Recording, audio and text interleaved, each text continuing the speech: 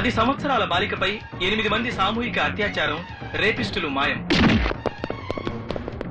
ఆఫీసుల్లో ఆడవాళ్లపై అత్యాచారాలు చేస్తున్న 18 మంది మగబాసులు పలుచోట్ల కిడ్నాప్లకు గురయ్యారు. విద్యార్థులను ర్యాగింగ్ చేస్తున్న 26 మంది విద్యార్థులు అదృశ్యమయ్యారు. ఉద్యోగాల పేరుతో వ్యభిచారంలోకి దింపుతున్న స్త్రీలు అదృశ్యం. పలు చోట్ల పేషెంట్స్ పై అత్యాచారం చేస్తున్న 5 డాక్టర్లు, దొంగ సర్టిఫికేట్స్ ఇస్తున్న 9 మంది డాక్టర్లు మాయం. దీంతో రాష్ట్రం నలుమూల నుంచి కిడ్నాప్ అయిన వారి సంఖ్య 1014కు చేరుకుంది.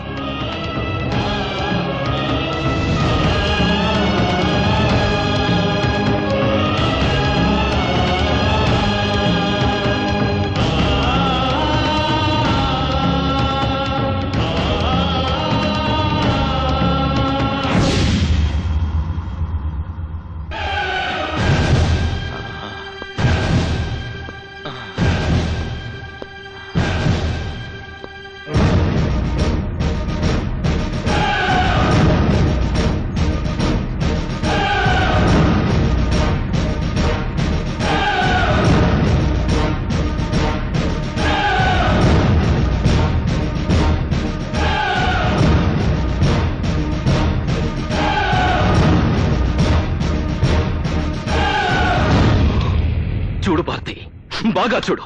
ఈ సమాజంలో ఆడదానికి అన్యాయం చేస్తున్న అందరినీ లాక్కొచ్చాను. ఆకు రౌడీల నుంచి అధికారుల వరకు అందరినీ మున్సిపాలిటీ వాళ్ళు కుక్కల్ని పట్టుకుని లాక్కొచ్చాను.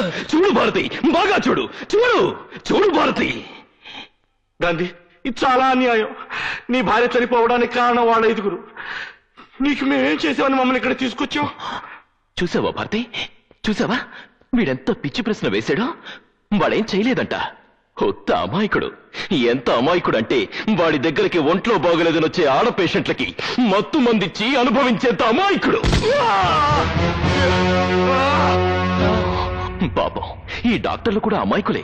4 ఏళ్ల పిల్లని రేప్ చేసినా వీళ్ళకి తప్పు అనిపించదు, జాలనిపించదు.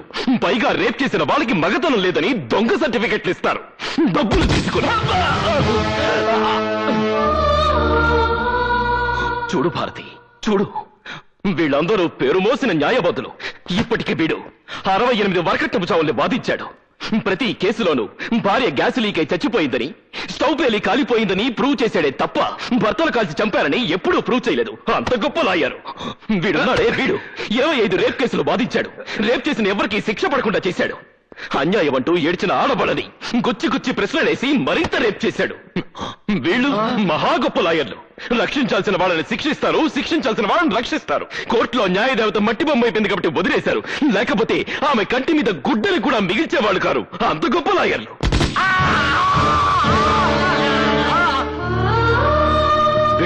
వీడెవడో తెలుసా? పెద్ద పోలీస్ ఆఫీసర్. వీడికి 25,000 కమిషన్ పడేస్తే చాలు వేసేల్ని పతివ్రతలని వేసేల్ని చేసేస్తాడు. వీడెవడో తెలుసా? దొంగల. వీడి పెళ్ళాం మెడలో నెక్లెస్ చూడాలనుకుంటే ఒక లాకప్ డెత్ చేసేస్తాడు.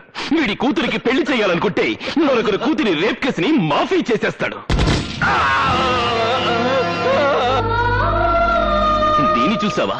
ఆడది హాస్టల్ వార్డన్. దిక్కుమొక్కులైన ఆడపిల్లల్ని ట్రాప్ చేసి పెద్ద వాళ్ళ మందు పార్టీకి మంచిగా పంపిస్తుంది. దీని చూడు, ఇదుందే చాలా మంచిది. కూర్చోమంటే పడుకుంటుంది. వీళ్ళని చూడు. 10 ఏళ్ల పిల్లలు, పేద పిల్లలు అన్న కనికరం కూడా లేకుండా ఉద్యోగాలు ఇప్పిస్తామని నమ్మించి బలవంతంగా వ్యభిచారంలోకి దింపుతున్న పతివ్రతలు. సాటి స్త్రీ అన్న జాలి కూడా ఉండదు వీళ్ళకి. వీళ్ళని చూసావా? వీళ్ళందరూ గొప్ప కాలేజ్ స్టూడెంట్స్. కాలేజీకి వచ్చే ప్రతి అమ్మాయిని నీ కొలతలెంత, ఏ కంపెనీ బ్రా వాడతావని ర్యాగింగ్ చేస్తారు. వీళ్ళ చిత్రహింసలు భరించలేక 14 మంది అమ్మాయిలు ఆత్మహత్యలు చేసుకున్నారు.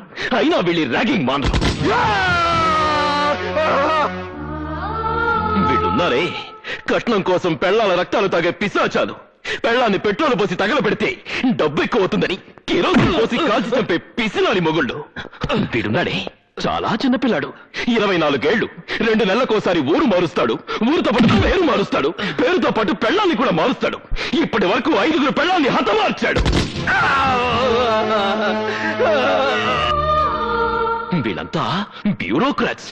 ఉద్యోగం కోసం ఆడపిల్ల అప్లికేషన్ పెడితే చాలు చొంగ కార్ చేసుకుంటారు. భారతి, వీళ్ళందరూ లంచంగా ఆడవాళ్ళ దగ్గర డబ్బులు తీసుకోరు. మంచం మీదకి వస్తే సరిపోతుందంటారు. పడుకుంటే పడుకోకపోతే పనిష్మెంట్స్.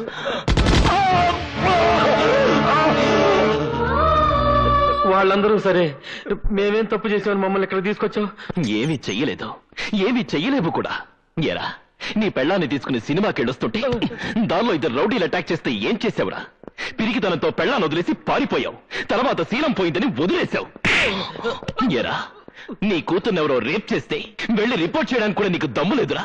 దాని నోరు మూసేసి ఇంట్లో పెట్టుకుంటావా? నువ్వేంట్రా, నీ చెల్లెల్ని ఎవడో కాలేజీలో అల్లరి చేస్తున్నాడని ఆ అమ్మాయి ఏడుస్తూ వచ్చి చెప్తే వెళ్ళి 4 పీకులు పీక ఆ అమ్మాయిని కాలేజ్ మాన్పిస్తావా? రే, అందుకేనా మీ అక్కయ్యలకి చెల్లెళ్ళకి అన్యాయాలు జరుగుతున్నా నోరు విప్పలేని ఇలాంటి నపుంసకులు కూడా ఈ సమాజంలో ఉండడానికి వీల్లేదురా. చూడు భారతి, చూడు, వీడు వీడు వీడు వీడు వీళ్ళందరూ పాలిచ్చి పెంచిన ఆడదాన్ని పాలిస్తూ అవకాశం దొరికిన ప్రతి ఆడదాన్ని వశం చేసుకుని శవాన్ని చేస్తున్నారు. అందుకే వీళ్ళందరూ నీ కళ్ళ ముందే శవాలైపోతారు. ఏందా ఇది మా అందరు పురాణాలు చదువుతున్నావు? నువ్వేమైనా పెద్ద నీతిమంతుడువా? మాలాగే నీచంగా దౌర్జన్యంగా నువ్వు బతకలేదా? డబ్బు కోసం మాలాగా నువ్వు మాత్రం కక్కుతు పడలేదా? మాకెంత చరిత్ర ఉందో నీకు అంతే చరిత్ర ఉంది.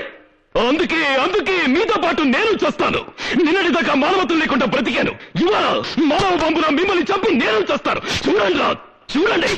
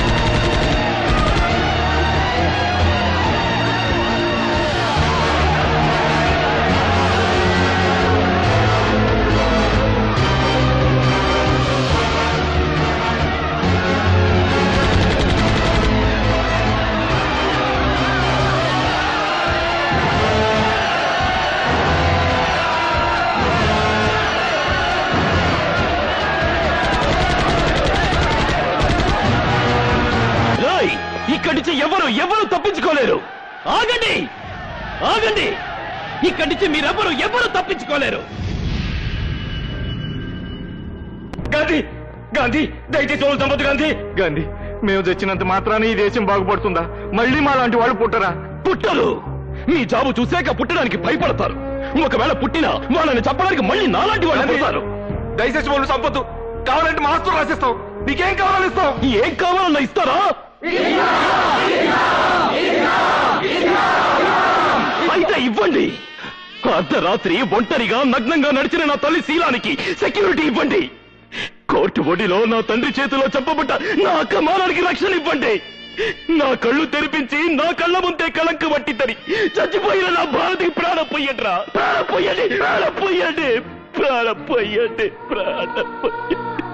అంటే మమ్మల్ని చంపి నువ్వు మహాత్ముడు అయిపోతావు అనుకుంటున్నావా? గాంధీ పేరు పెడుతున్న ప్రతివాడు గాంధీ అయిపోడు. అవును, నేను గాంధీని కాను. తను బతుకుతూ 10 మందిని బతికించమన్నాడు ఆ గాంధీ. తను చస్తూ 100 మందిని చంపుతున్నాడు ఈ గాంధీ. ఒక చెంప మీద కొడితే మరొక చెంప చూపించమన్నాడు ఆ గాంధీ. చెంప మీద కొడితే వాడి చెండాలు ఒలిచేయమన్నాడు ఈ గాంధీ. చెడు చూడొద్దు, చెడు వినొద్దు, చెడు మాట్లాడొద్దు అన్నాడు ఆ గాంధీ. చెడు సహించొద్దు, చెడు భరించొద్దు, చెడు మిగల్చొద్దు అన్నాడు ఈ గాంధీ. ఇంతమందిని చంపడం అన్యాయం కాదు, ఇదే న్యాయం. బతికున్న గాంధీని రక్షించుకోలేని ఈ జాతి ఆయన చనిపోయాక వీధికొక విగ్రహాన్ని పెట్టింది. చివరికి దాన్ని కూడా రక్షించుకోలేక విగ్రహానికో 2 పోలీసుల్ని ప్రొటెక్షన్ గా పెట్టాల్సిన కర్మ పట్టింది. అందుకే ఇప్పుడున్న ఈ దేశానికి అలాంటి మహాత్ముడు కాదు కావాల్సింది, అలాంటి పాపాత్ముడు. మన దేశానికి కావాల్సింది స్వాతంత్రం కాదురా, భయం. పైనెక్కడో కైలాసంలో త్రిశూలం పట్టుకుని శివుడు కూర్చున్నాడు అంటే మీరు భయపడరు. పాల సముద్రంలో సుదర్శన చక్రం పట్టుకుని విష్ణుమూర్తి పడుకున్నాడు అంటే మీరు పట్టించుకోరు. ఆ దేవుళ్ళు పైన కాదురా, మీ పక్కనే ఏకే బాడీజోన్ పట్టుకుని తిరుగుతున్నారు అంటే మీకు బ్రతుకు మీద భయం పుడుతుంది, ప్రాణం మీద తీపి పుడుతుంది. ఇన్నాళ్ళు చనిపోయిన వాళ్ళకి బ్రతికున్న వాళ్ళు తలకొరివి పెట్టారు, కానీ ఇవాళ బ్రతికున్న మీ అందరికీ చనిపోయిన నా భారత్ తలకొరివి పెడుతుంది. ఇదిగో భారతి, వీళ్ళందరినీ నీ చేతులతో కసి తీరా చంపు. తెగిపడ్డ వీళ్ళందరి తలకాయలు మొండాలు చూసి ఇలాంటి వాళ్ళు భయంతో వణికి చావాలి. ఆడవాళ్ళందరూ నిర్భయంగా తిరగాలి. ఇదిగో చంపు, చంపు భారతి.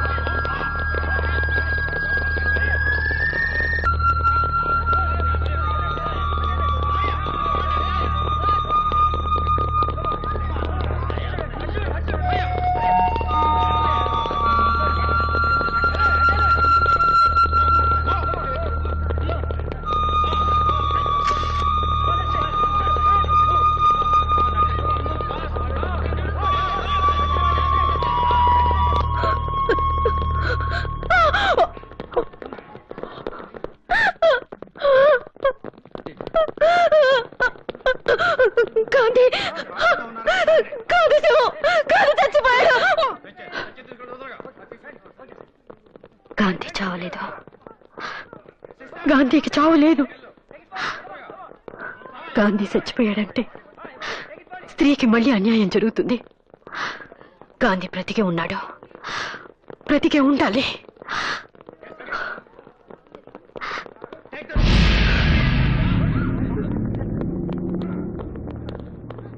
గాంధీ శవాన్ని గుర్తుపట్టారా? గుర్తుపట్టడానికి గాంధీ చచ్చిపోతేగా. అంటే రాత్రి తప్పించుకున్నాడు. తప్పించుకున్నాడా? ఎక్కడుంటాడు? ఎక్కడ అన్యాయం జరిగితే అక్కడ.